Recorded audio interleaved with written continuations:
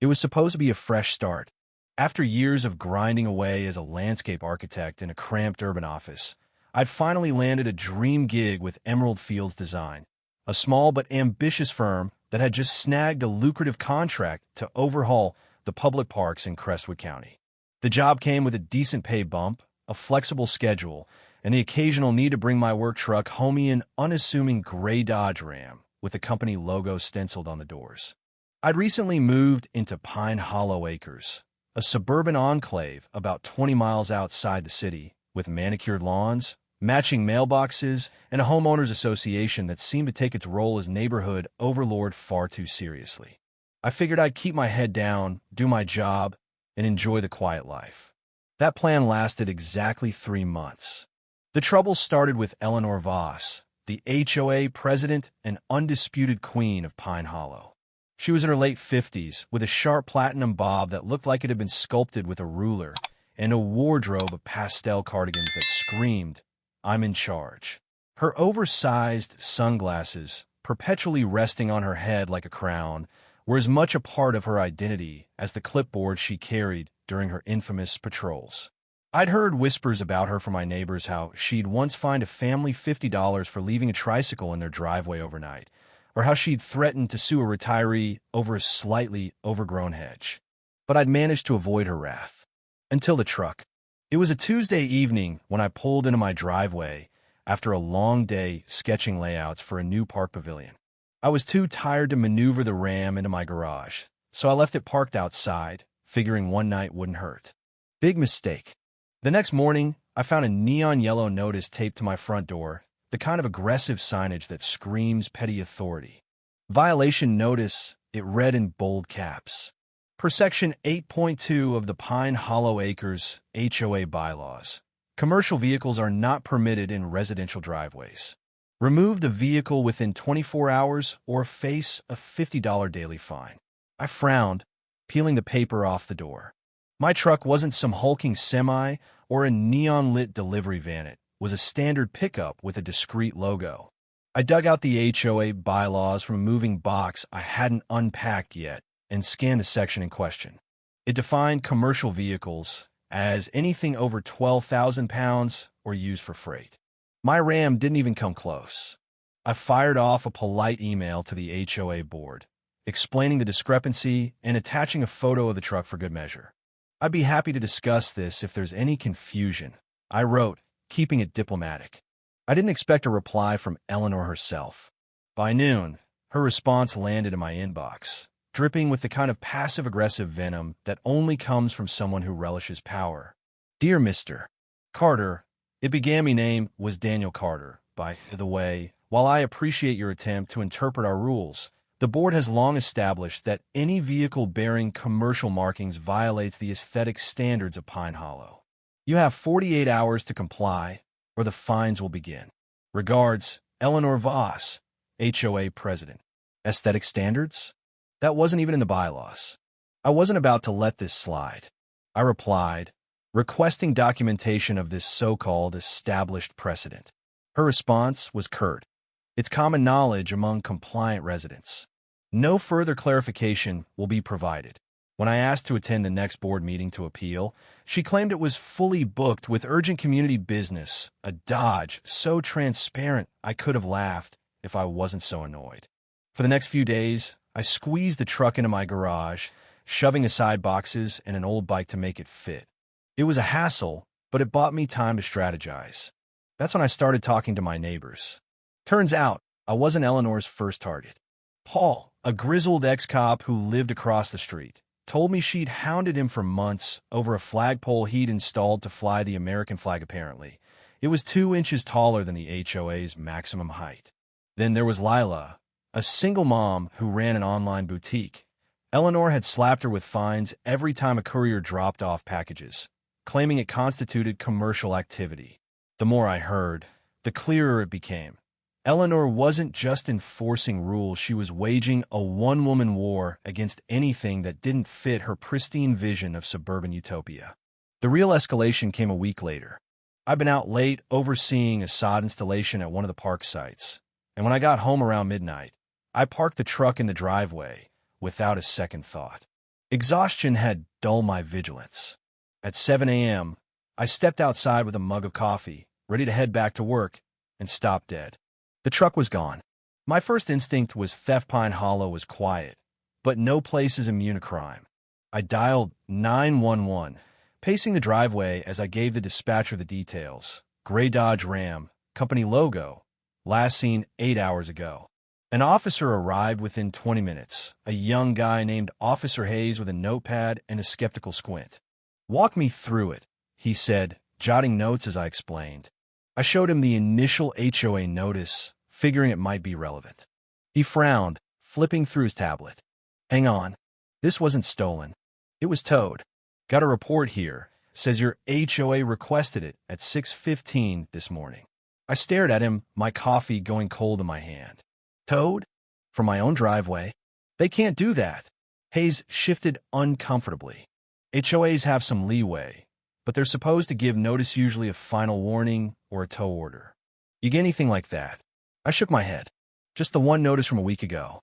Nothing about towing. Before he could respond, a gleaming black SUV rolled up Eleanor's.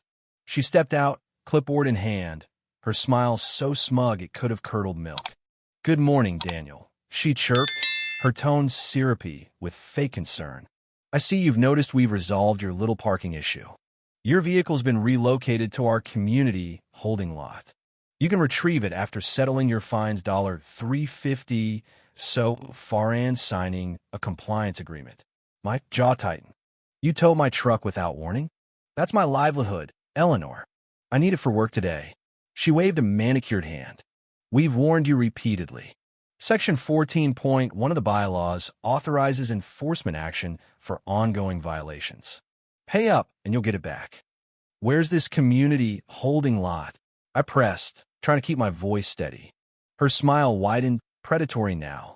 "It's a secure facility owned by my cousin, Richard, just off Highway 12.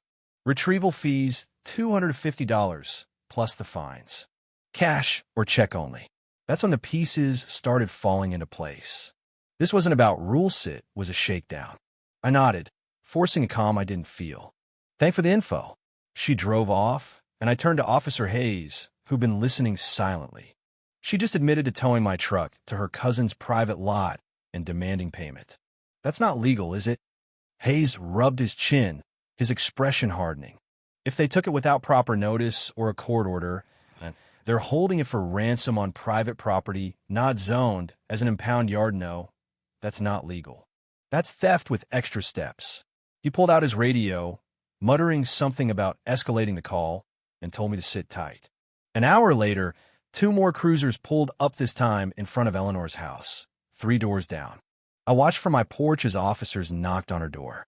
She emerged, still clutching her clipboard, her confidence visibly fraying as they questioned her. At one point, she jabbed a finger toward my house, her voice rising to a pitch that carried across the street. "He's the problem here, not me." By noon, the situation had unraveled spectacularly. Hayes returned with news. The community holding lot was a fenced-off patch of gravel behind a shuttered auto shop owned by Richard Voss, Eleanor's cousin.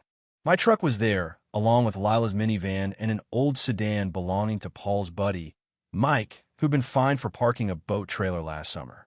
None of it was legit. The HOA had no registered towing contract, and Richard wasn't licensed to operate an impound. Worse, the police found text messages on Eleanor's phone, seized with a quick warrant, showing she and Richard had been splitting the profits from these retrieval fees for nearly 2 years. They'd targeted at least 15 residents, raking in thousands under the guise of HOA enforcement. The fallout was swift and brutal. That evening, an emergency HOA meeting was called, the first time I'd seen the community center packed to the rafters. The remaining board members, 3 nervous-looking folks who'd clearly been steamrolled by Eleanor, stumbled through an apology, claiming they'd had no idea what she was up to. She handled enforcement herself. The treasurer, a mousy guy named Greg, stammered. "We trusted her." The crowd wasn't buying it. Paul stood up, his ex-cop gravel voice cutting through the murmurs. "You trusted her while she extorted us? I've got receipts for $600 in fines over that damn flagpole. Who's paying that back?" Lila followed, holding up a stack of violation notices. My kids miss school trips because I couldn't afford gas after her fines. This is on all of you. I spoke too, keeping it short. She towed my work truck and tried to charge me $600 to get it back. The police say it's theft. What's the HOA doing about that? The room erupted in shouts, people airing years of grievances, from petty fines to outright harassment. By the end, a vote was called to dissolve the board entirely. It passed 87-3, the dissenters being the board members themselves. A temporary committee was formed to manage the transition, led by Paul and a quiet accountant named Sarah, who promised to audit every penny of the HOA's books. Eleanor didn't go quietly. 2 days later, she stormed into the community center during a follow-up meeting, fresh off posting bail. Her pristine bob was a mess, her cardigan swapped for a wrinkled blouse, and her sunglasses were nowhere in sight. "This is a witch hunt," she bellowed, marching to the front. "I've poured my life into this place, keeping it classy, keeping it valuable. You're all too lazy to appreciate it." Sarah, now interim chair, stood her ground. "Eleanor, you've been charged with fraud, theft, and extortion. Step down gracefully, or security will remove you." The room held its breath as Eleanor scanned the crowd, searching for allies. Finding none, she deflated.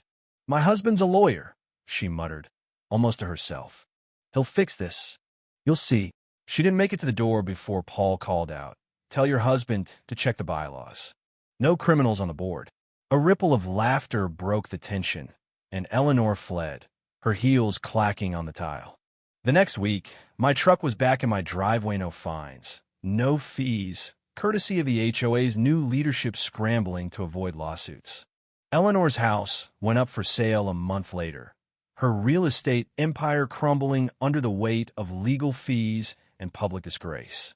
Pine Hollow wasn't perfect after that day. HOAs never are, but for the first time, it felt like a neighborhood, not a fiefdom.